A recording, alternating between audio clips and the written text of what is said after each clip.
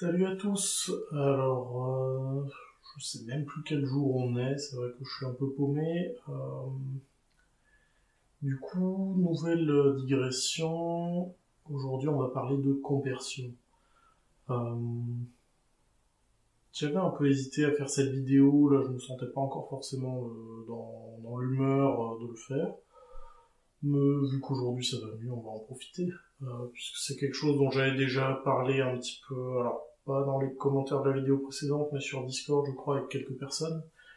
Euh, donc la conversion, on va déjà faire une version rapide pour ceux qui ne veulent pas forcément se faire toute la vidéo.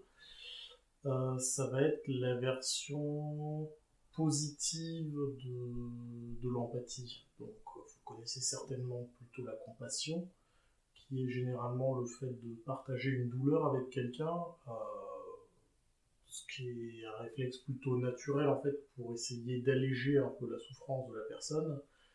Euh, quand la personne vit un moment difficile de sa vie, on va être là pour cette personne, on va le vivre avec, et on va exprimer justement cette compassion, euh, qui va être de partager la souffrance, la tristesse, de partager ce sentiment négatif pour l'alléger. Mais il existe du coup une version positive de l'empathie qui est moins souvent évoquée, mais qui est la compersion. C'est-à-dire quand une personne est heureuse, on va partager sa joie. Alors, pas pour l'alléger ou la diminuer, mais généralement pour permettre à la personne de se sentir encore mieux, mais surtout parce qu'on est simplement heureux que la personne soit heureuse.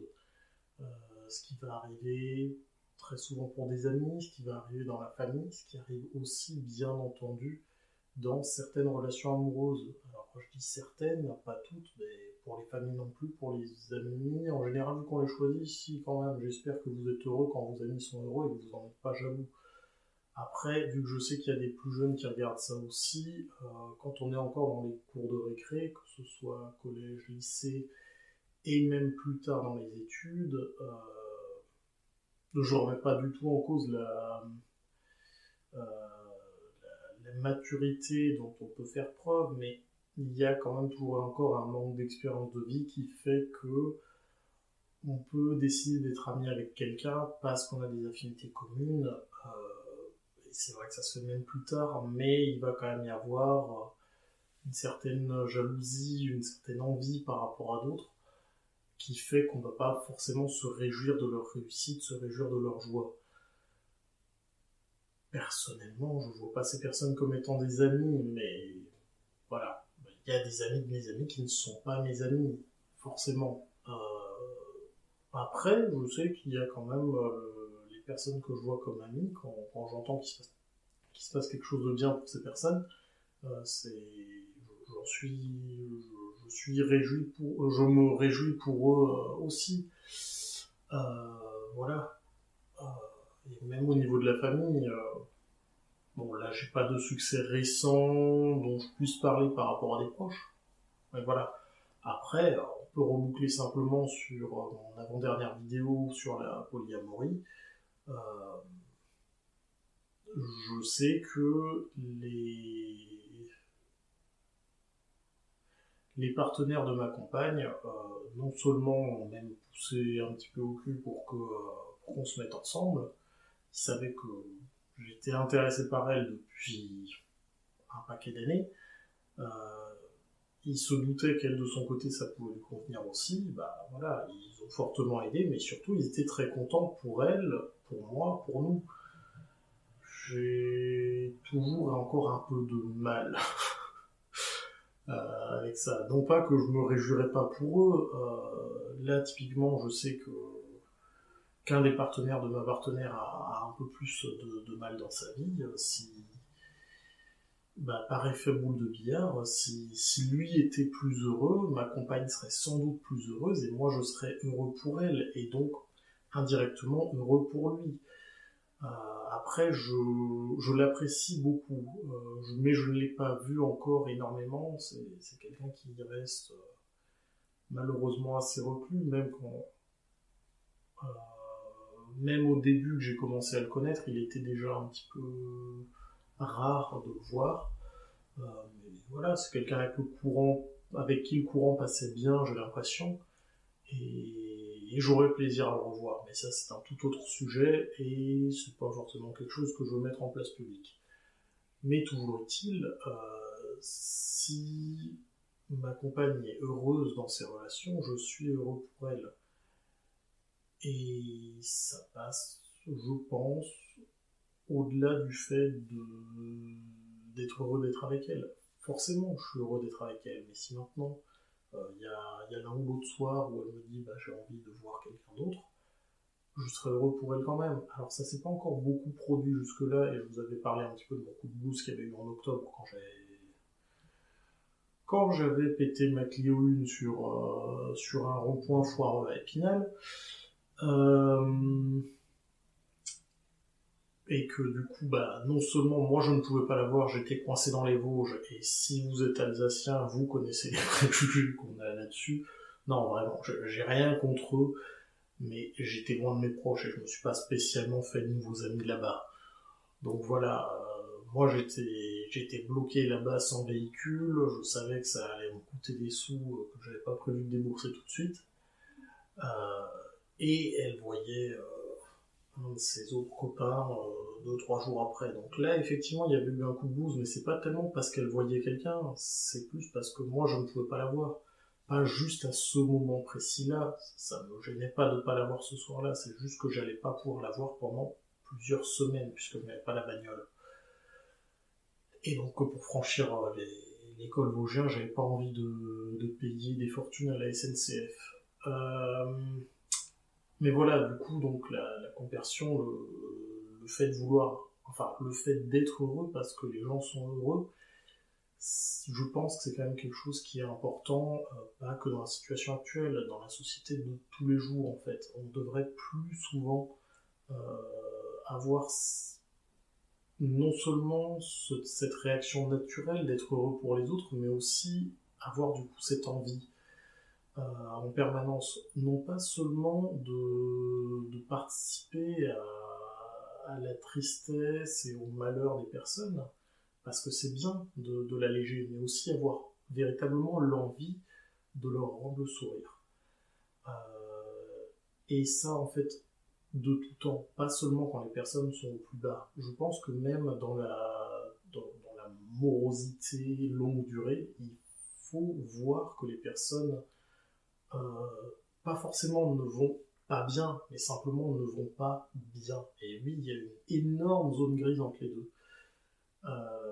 Et voir que les personnes ont juste une attitude moyenne, bon, c'est... Ouais, ça ira mieux quand le soleil sera revenu. Ah, ça ira mieux quand il fera plus frais. Ah, ça ira mieux quand il fera moins sec.